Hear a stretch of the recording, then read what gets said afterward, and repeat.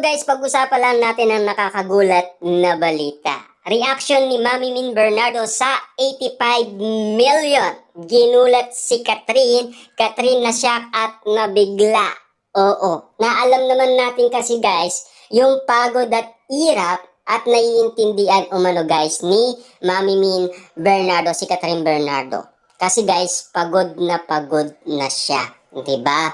Dahil sa kanilang mall tour at pag-uwi nga naman guys ay interview pa. Sabay-sabay nga naman guys or sunod-sunod ang kanilang trabaho para lang mai-promote nga naman guys ang kanilang movie.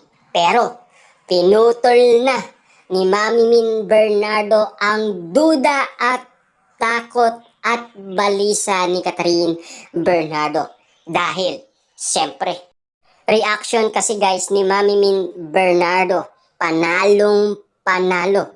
Siyempre guys, no, 85 million ang first day pa lang guys ni na Catherine Bernardo at Alden Richard. Kaya nga naman guys, itong si Catherine Bernardo ay gulat na gulat sa balitang ibinalita ni Mami Min Bernardo sa kanya na panalong panalo siya. Dahil sa kanilang movie ni na Alden Richard at Catherine Bernardo, waging-wagi nga naman sila. Diba? Grabe guys yung pagkapanalo. Inalis na ni Mami Min Bernardo ang kalungkutan ni Catherine Bernardo. Siyempre guys, maganda yung gising mo, diba? Kitang-kita naman natin guys na ayaw pang tumayo ni Catherine Bernardo dahil sa ibabalita ni Mami Min Bernardo na good news nga naman kasi guys, 'di ba?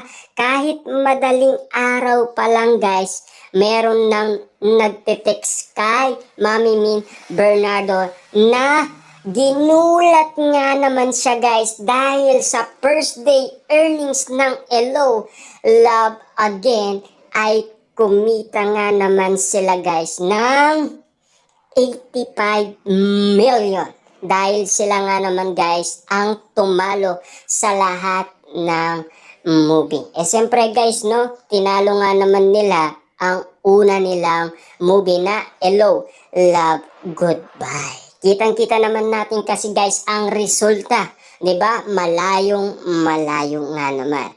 Ang tinatarget lang naman nila guys, kahit konti lang naman sa 50 million na kinita guys ng Hello, Love, Goodbye sa opening.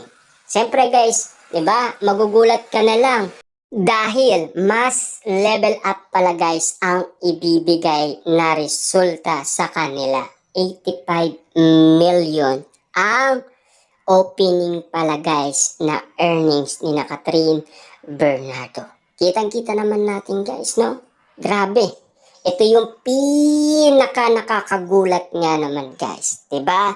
Siyempre guys, no? Kitang-kita naman natin na tamad pa umano si Catherine Bernardo. Dahil hindi niya alam guys, gugulatin siya ni Mami Min Bernardo sa kinita ng Hello, Love Again. Kitang-kita naman natin guys na shock si Catherine Bernardo at gumanda ang kanyang mood at gumanda ang kanyang energy. Kahit nagulat siya at nabigla sa resulta ng earnings ng Hello, Love Again sa opening pala guys, 85 million na. 'Di ba? Grabe yun guys, 'di ba? Kasi napakalungkot niya, napakasad kasi, at lalong-lalo na guys, siyempre yung amon sa kanila na ayaw na kasi nila guys itong gawin. Kasi, siyempre guys, yan kasi yung pangako nila sa kanilang mga fans. Kasi marami nga naman kasi guys, nagre-request. Kaya nga naman guys, tinupad nila ang request ng mga fans. Kaya nga naman guys, kahit na mahirap yung hamon, pinagpatuloy pa rin nila. Nilaban nila guys yung lungkot at kaba. 'Di ba? Kitang-kita naman natin kasi guys ang reaction nila nung ginagawa nila ang movie. Sad na talaga guys si Direk Catherine Bernardo at Alden Richard. Pero para sa lahat ng tao guys, waging-wagi sila. Diba? Hindi inaasahan guys ni Catherine Bernardo ang ganitong sistema na mangyayari. Pero bigla ka na lang magugulat. At kahit na nga guys yung aso niyan si Chloe, nagulat nga naman, diba? Sa pangyayari nga naman guys na kinita ni na Alden Richard at Catherine Bernardo nang dahil sa kanilang movie na Hello, Love Again. Opening lang kasi guys, matindi na.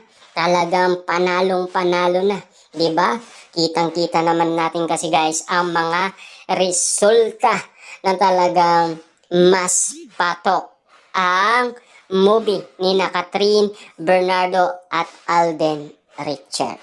Diyan pa lang guys makikita na natin ang tunay na panalo at number 1. Walang iba kundi si Alden Richard at Catherine Bernardo. Pero ito na lang guys ang ikakagulat na lang natin. Pagkatapos ng lahat ng ito, iipunin lahat yan guys kung pasok sila sa pinakamataas na highest earnings sa buong Pilipinas. Kung sila ba o sina Marian Rivera or si Dingdong Dantes. Pero sa opening pala guys, tinalo na ang Rewind. Paano naman guys kapag naipon na ang mga earnings ng Hello, Love Again? Siyempre guys, ngayon pa lang ang kinita 155 million. Paano naman guys bukas? Diba? Kung pataas ng pataas at naging 1 billion na ang kanilang kikitain. Di mas maganda, 'di ba? Mas panalo tayo, guys, 'di ba? Waging-wagi ang cut din. Siyempre, guys, record breaking 'yan, guys, kapag natalo nila ang Rewind sa pinaka highest earnings nga naman. Alam naman natin, guys, pinabagsak nila ang Hello, Love, Goodbye dahil sa kanilang kinita na 900 million. Siyempre guys, samantalang ang Hello, Love, Goodbye 660 million lang. Kaya nga naman guys, kailangan nating itaas ang cut din para sila ang manalo. Ito guys ay kagustuhan naman natin, kaya pinos nga naman nila at nilaban nila. Para naman guys, talagang masunod lang nila ang kagustuhan ng mga fans, mga netizens, at mga celebrity.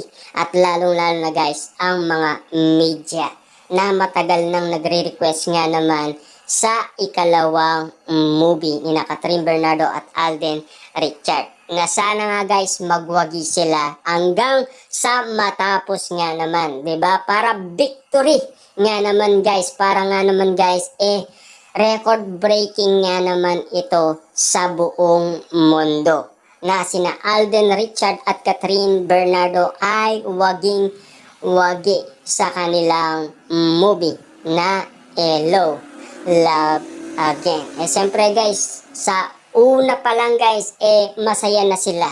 'Di ba? Baka naman pag natapos na to guys, biglang malungkot sila. 'Di ba? Dahil naipon na lahat ng kinita ng Hello, Love Again. Sana hindi naman ganito ang mangyari guys. Sana magkaroon ng more blessing pa guys sina Catherine Bernardo at Alden Richard. 'Di ba? Magandang blessing nga naman kasi guys ang una. 'Di ba? Sana hanggang uli guys siksik, liglig at umaapaw pa rin ang blessing ni na Catherine Bernardo at Alden Richard. Sana guys makuha nila ang kanilang tina-target earnings, 'di ba? Para nga naman guys sila ang pinaka record breaking guys sa lahat ng mga pelikula. 'Di ba? Kitang-kita naman natin kasi guys na Alden Richard yan, Catherine Bernardo yan, 'di ba? Napakalakas. Siyempre, nung sila ay nagbabalik tambalan guys, talagang bumuhos na sa dami ang Katden fan.